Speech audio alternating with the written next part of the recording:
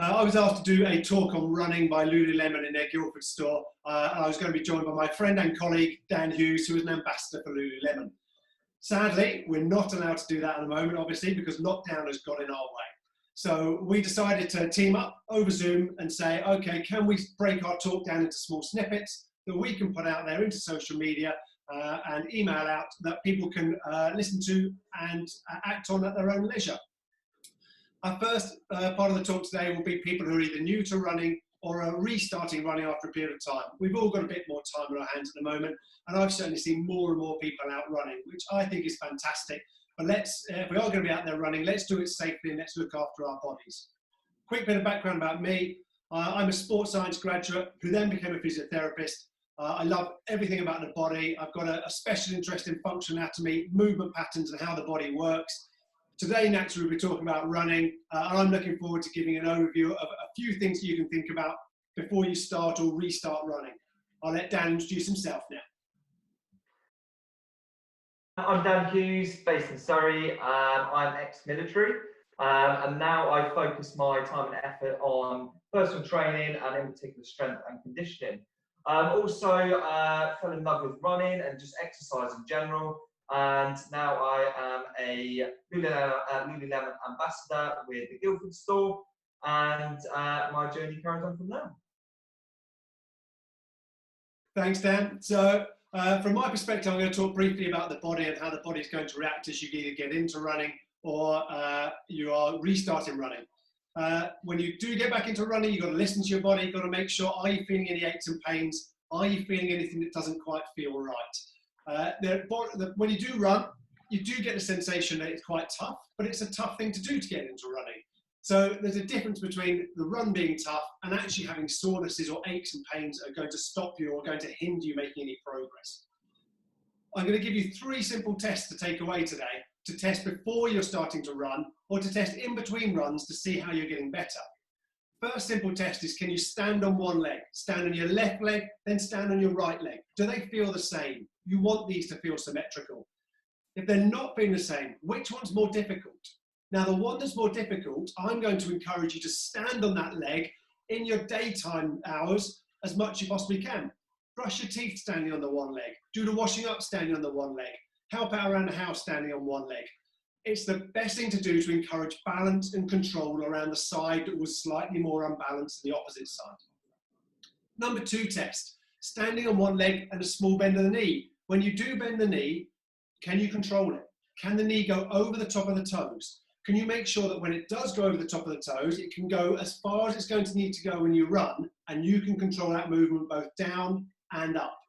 If you can't control that movement, you could be putting your knee in jeopardy with running, because this is a movement that's going to have to happen time and time again as you increase your running distance and time. The third point is very similar. Can you lunge? Can you put your right foot in front of the left foot and bend at the knee and go over the top of the ankle and come back up again? Can you do the same on the left?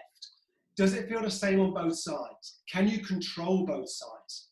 Now, if you can't control both sides, work out which one you can't control and practice doing smaller lunges on that side and gradually build them up until they reach the opposite side. If you're having trouble on both sides, we want to be a bit careful. If you're not controlling the lunge, why aren't we controlling the lunge? Do we have a bit too much movement at joints somewhere, or do we have not enough movement at joints somewhere? Or are the muscles just not well enough controlled and well enough conditioned to get those movements working? Running is basically one lunge after the other. So when it's one lunge after the other, you need to make sure you can control this, and you need to make sure you're doing it as well as possible. I'm going to hand over to Dan now, who's going to talk about the strength and conditioning side of getting into running. So very similar to you, Dave. We always want to start from the best position possible. Now, I'm seeing so many people out and about at the moment running because it's pretty much the only thing that they can do. And it's a case of they, very much just put their trainers on and just gone out for a run. And sometimes it's not necessarily the best thing to do. Obviously, we both love running, but we want to start from the best place as possible. So, like Dave said, just evaluate your body. Just make sure that we can do those three tests. And just make sure we don't have sort of any niggles or injuries before we start, or nothing that's really going to hinder your running. For me, as a strength and conditioning coach, It's really important that we do have a good aerobic base or good cardiovascular fitness, because that's going to put us in the best position to start running. Now, if you are a little bit overweight or you're very unfit, you know, it's going to put you in some awkward positions. It's going to change the way you would run naturally. It's going to put a lot of impact through your joints and muscles. So try and improve your aerobic base through cycling, walking, or anything we can do at the moment before you do go into running. Next thing for me, I would always say, is just have a bit of structure or some sessions in place. So couch to 5Ks are great because it's going to introduce walk run sessions. So you're going to walk a little bit, you're going to run a little bit. That can either be based on time or distance, depending on your ability.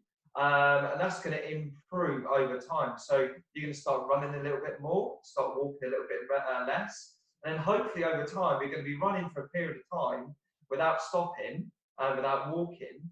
And that's going to improve our performance and our overall health. Next is going to be just making sure that we do take our recovery days. And I think Dave is on board with this one as well. I think it's so important. It's, you know, you're going to work hard, and especially as a new runner, your body is going to feel really sore and stiff and achy the next day. So just make sure you are taking those recovery days. Just because, you know, so-and-so is running every day, it doesn't mean that you should be running every day. So just take into account your own ability, and make sure that we are having some recovery and refueling appropriately. And finally, one of my big points is just going to try and make sure that you have in place some level of cross-training. So by cross-training, I mean a strength training program, which incorporates lower body, core, and your upper body, okay? So you're going to increase your stability of your body and your control and your coordination, which is going to cross over to running so well. It's like Dave said, if you do have that coordination, that stability, you know, to lunge after lunge after lunge and run, you are setting yourself up for success and increase your running performance. So they are my sort of main points as a new runner or a newbie runner. So I'll pass you back over to Dave. He's got a few other points I wanted to touch on as well. Thanks, Dan. So absolutely, great stuff. We want to get strength, we want to get control. We want to make sure that we're helping you to run as best you possibly can. There are a couple of elements you do need to think about. Number one is, do you have past injuries and past problems that may come up and bite you in the butt? It's possible that they are things to listen to, and certainly do be sensitive to any past ailment that's been there. Because if you do start running and something flares up that's been there historically, it's obviously not going to be happy with the pattern of running that you've adopted. Talking of running patterns, there's so much information out there about how to run. Should you hit your heel first? Should you land on your toes? Fundamentally, if you're starting to run, just go run in whatever pattern you feel is comfortable. Everyone does have their own natural running pattern. And yes, at the elite level, we can start to change running patterns and start to change how people are hitting the floor. But fundamentally, some people are naturally better suited to landing on their forefoot. Some people are better suited to landing on their heels. Go out, give it a try, see what feels comfortable. Final thing around that is footwear choice. So when you are going out for a run, do make sure you do have a pair of running trainers on. You don't have to go to a running shop, and in fact at the moment you can't go to running shops to get some fitted. Fundamentally what you want to get is you want to get a good robust running shoe with a lot of thickness in the sole, with a lot of sponge in there. And I would get a standard neutral running trainer rather than with any supports in different places. The more spring and support you have in the foot, the more control it gives you around the foot, so the less hard you have to work to control the foot as it lands on the floor. Particularly if you've got a positive test of any of the 3 tests I've asked you to do, you definitively have to think about the footwear you're wearing. So I'm going to recap my 3 tests that I gave you earlier. Number 1 is standing on one leg. If you do stand on one leg, which one's harder to stand on? Whichever one is harder to stand on, go practice standing on that leg. Number 2, small bend of the knee while you're standing on the leg. As you do bend that knee, can you control it? Can you keep the knee going in a straight line, or is the knee wobbling around?